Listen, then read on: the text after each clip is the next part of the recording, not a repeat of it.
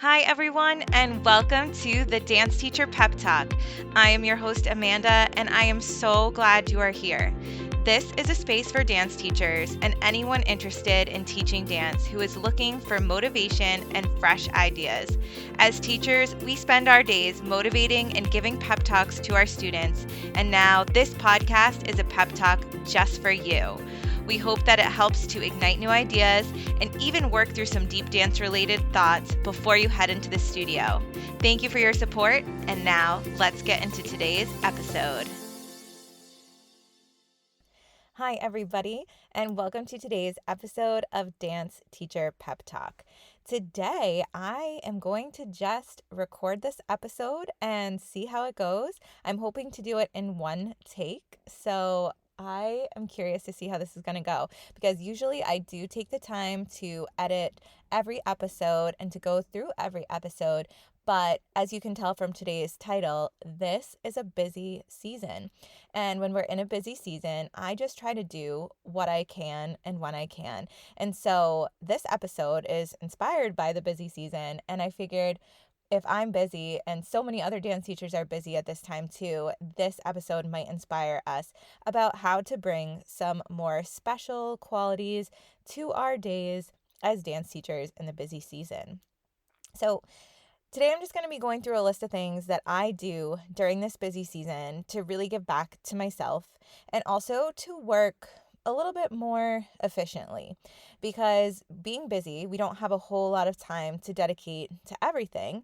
And so there are little shortcuts and things that I found along the way. So this episode is going to be full of that. Different things I have loved doing, different things I've been loving, and different things that I do to help during this time.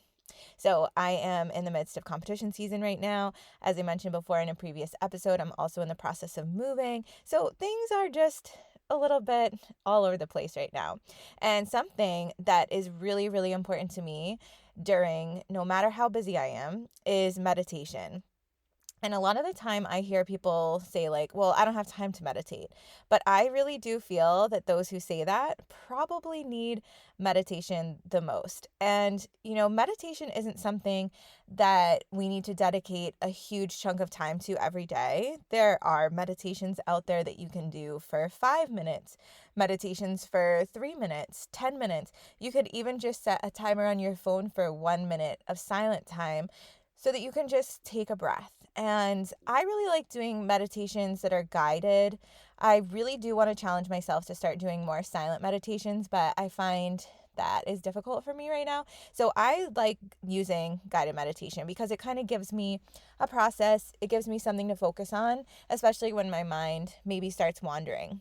And I know that usually during meditation, we would ideally, close our eyes, have a nice spot that we're sitting in and things like that. But I also find that in the busy season, I like to do meditation in the car. So I'm not closing my eyes at all, but I am focused on the prompts of whatever the guided meditation is saying and just still visualizing as I'm driving safely what is going on through the meditation. So for me, I can't use the excuse of I don't have enough time because I am driving to different places in the busy season. And that I find is a great time for me to catch my breath and just kind of reconnect and refocus myself depending on where I'm going on my journey. In the car, I also love listening to podcasts that inspire me. If I have like a long commute to competition, I really always like to prepare ahead of time. Like I'll go to the podcast I love listening to and I'll set a couple of different episodes that I am interested in my episodes playlist.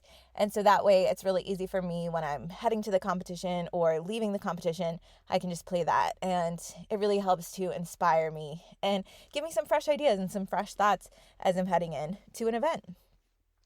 Now, at this time of year, too, when we're going, it's so important to make sure that we're giving back to our own physical health.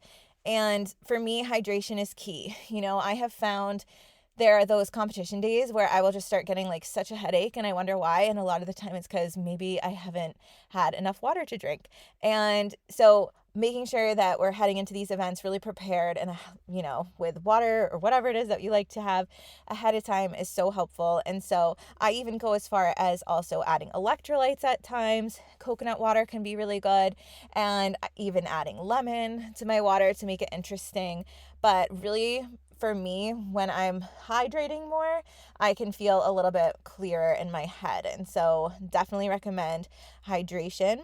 And along with our health, as I mentioned, getting fresh air. This is a time of year where the season is changing up here in New England, and I just love the spring feels. I love the fresh air. I love the sunshine when it's out. And so I always try to make sure to get even a little bit of it in every day. So whether it's a competition day or a regular day during the week, if it just means going outside for even a few minutes at a time, no matter how busy you are, because remember that is the topic of this episode today, is that no matter how busy you are, we're just finding the ways to fit it in and make it work. So getting that sunshine, getting that fresh air, I always feel so much better.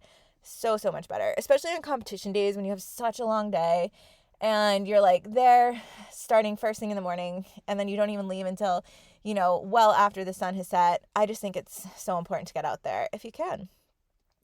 Along still in the topic of our health, I would say a lot of the time during the busy season, I find that my exercise plan or my fitness routine does kind of shift a little bit. And for me, what's most important, I feel, is working out intuitively. And, I used to really follow a pretty rigid exercise schedule for myself. And I always explained to myself that it was really to help keep my body fit and strong. I don't want to say fit, but I want to say strong to do all the teaching that I was doing and all the movement that I was doing. But nowadays it looks a lot different. And I don't know if it's also too because I'm getting older. I don't really know. But working out intuitively. So doing things that feel good versus things that I feel I have to or should be doing. So for me, I love even just a nice walk or doing some yoga, or if I'm in the mood to work out a specific muscle group on one day, maybe really finding a workout that highlights that. Because I think it's still so important to move our bodies and to, keep our bodies strong, especially for all the work that we do. And I don't necessarily feel anymore the way that I used to feel, in the sense that I would have to bust my butt every single day in a workout, for just to keep myself strong. I now know I can be strong by finding workouts that I also feel really good doing. So I don't necessarily do as much HIIT training workouts anymore, because I find more low impact style stuff is what works well for me. So in the busy season, I still try to make time for myself, and maybe that means not as long of a workout, but it's important to me and it's something that I feel like I want to be doing. It's not gotta go work out now. It's more I want to do this now and I'm doing this for myself. And so that is something, even in the busy season, that I really try to do. All right, next on my list is still along the health lines, but meal prepping, because I know that in the busy season, it's really easy to be oh, I just don't have any food. What can I make? What am I making right now? And if we meal prep ahead of time, sometimes that helps save that question for us, especially if we're getting home late at night or things like that. I do like to get really a lot of different snacks for competition weekends to keep it interesting for myself, and also just to make sure that I'm, staying strong with being on top of eating, being on top of hydration, as I mentioned before too, because we sometimes forget, as we're going and going and going so quickly during the day, that we really do need to get back to ourselves and take care of our necessary needs. And even just to special coffee break moments or getting things out and about, you can make that feel special too.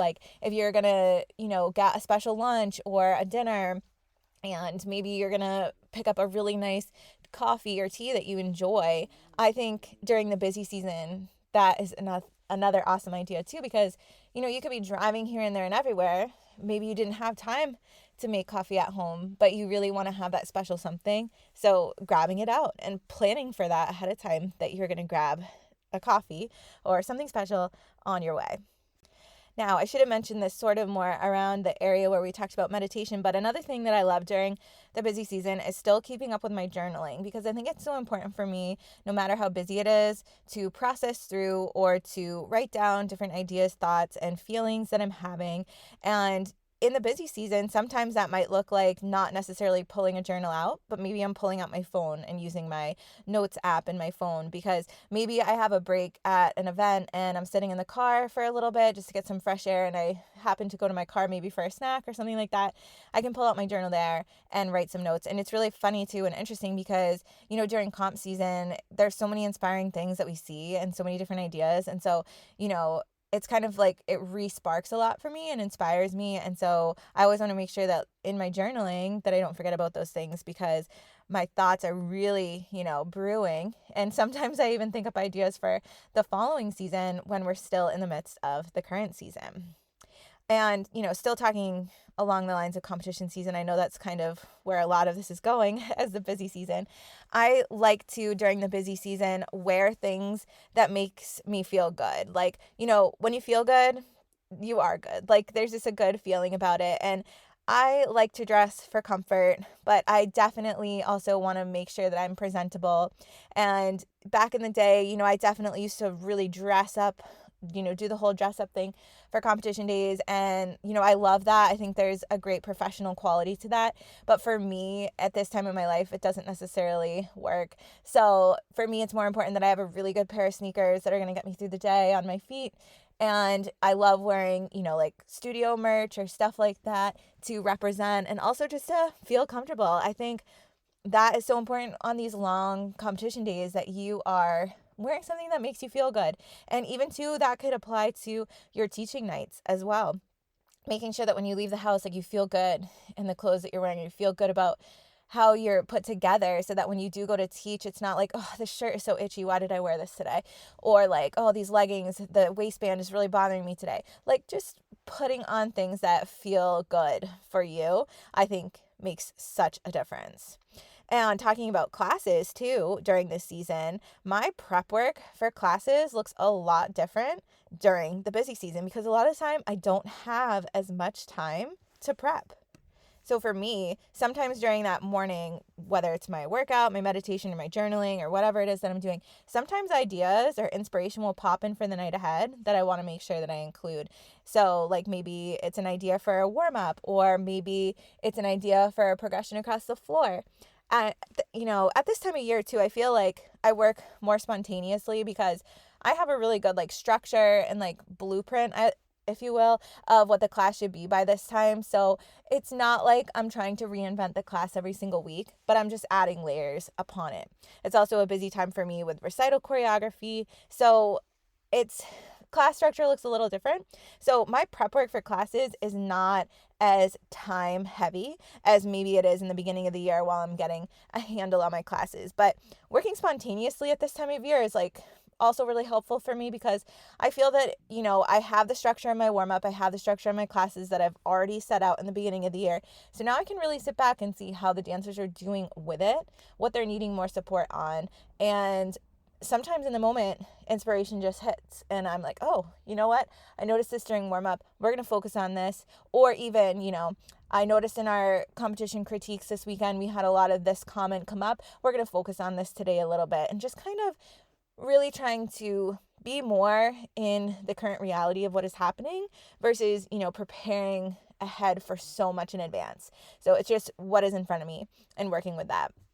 And like I said too, recital choreography is also such a different time of year. And I know it's totally different choreographer to choreographer, but like in the past, I used to do a lot of preparation for choreography ahead of time. Like, I used to choreograph a lot ahead and come in prepared with notes. But nowadays, I find it really inspiring to choreograph on the spot and see what comes of that. Sometimes I'll listen to the music on the way into the studio, and I'm a very visual person. So like, I'll picture things in my head at different parts in the music. And so for me, that is how I do my prepper planning. But I'm not necessarily like creating all of the movement before I head in. I just kind of like to see, work with different ideas as they come into my mind with the dancers that are in front of me in that moment. So if you can notice, a lot of the things, this is a big list. This is a big list so far. And I know the whole thing is like things to do during a busy season, but all of these things do not take a lot of time. You can make it as short as you want, but it's important at this time too that when we're so busy that we also focus on where we can simplify in our life. So if you're feeling like you aren't having time to meditate, but you want to, make it a part of your drive into the studio. If you feel like you are not getting outside enough, set a timer on your phone. Get out there when you can during the day. If you're working out and you don't like your workout routine at all, change it up. Do something that feels good. Give back to your body at this time when you are just so very busy with so many other things. And with simplifying too, something that comes to mind is really being mindful of the tasks that you take on and don't overextend yourself, because I think, with any item that comes up in our life, I think if we address it with like, what is the goal in this? What is this going to help me achieve in this moment? Is it something that I have to do right now? Or is it something that I can set aside? And focus on, what do you need today in this day? What is your goal for today? And see what then aligns with that and what you can push off till another time, because it is such a busy time. It blurs by. And I think something that we all probably want more of is more presence, being present for our dancers, being present for our families, being present in the moment, wherever and whenever we can. And so for me, simplifying is really helpful, because if I just blur my whole day with a bunch of tasks, I'm not really there. I'm just going through the motions, going through the tasks. But if I'm like really consciously thinking about what has value within my day and what is important in the long-term look that I can do in this day, I do feel like that is going to help simplify and make our busy days more present, but also productive and efficient in the ways that we need it to. So yeah, really making sure that we're not overextending ourselves, and just being aware of like, if people are asking you for other things at this time, can you take it on? Or is it adding too much to your plate? And there's nothing wrong with saying no. And there's nothing wrong with saying, I can't do that now, but I would love to do it later or at such and such a date. Because I think that it doesn't have to be a no if you're interested, but maybe we can push it off a little bit to a time when you're not running around every single day. So see what you can fit in and be realistic about that too, because you don't want to push yourself over the limit of what you're able to do. And always checking in with yourself with, also, have you taken a break? Have you taken a break today? Even just a 5-minute time, 5-minute section of time to just breathe for yourself, because we give and give to everyone. I talk about this on the podcast a lot, but we as dance teachers, we're giving and giving all the time. And so we have to make sure that we give back to ourselves. So today's tips, like I mentioned in the episode, included meditation, hydration, getting outside, working out intuitively, meal prepping or making meals fun within your day, even if that means grabbing something special out and about, how we can prep for our classes a little bit more spontaneously, journaling, even down to what we're wearing to competitions or to the studio, just making ourselves feel good wherever and whenever we can, simplifying, and just being aware of tasks you take on. So I know in a busy season, it's so easy to just go and go and go, but don't forget about yourself through it as well. And for myself, I'm actually going to be taking a break from the podcast for a couple of weeks, and I will be back. I absolutely love doing this podcast. It is so wonderful. But as I mentioned, this is a busy season, and it's really difficult at times to find the time to record, edit, and prepare, even though I love it so, so much. But I do think I'm just going to take a couple of weeks, and I will be back in April, and I'm so excited. I do already have a whole list of April topics that I want to share on the podcast, so definitely be looking out for those, and make sure that you're following the podcast on the podcast platform of your choice, because then you'll get a notification of when the episodes return. But I'm really hoping for April. But yeah, I'm just so excited, and I want to thank you all so much for your support and your listens to this podcast. It means so much to me. And if you feel called to share any of these episodes with friends or colleagues, I love that too, because it just helps to spread the message of Dance Teacher Pep Talk even more. So thank you all so much. I'll be back in April, and have a wonderful rest of your March ahead.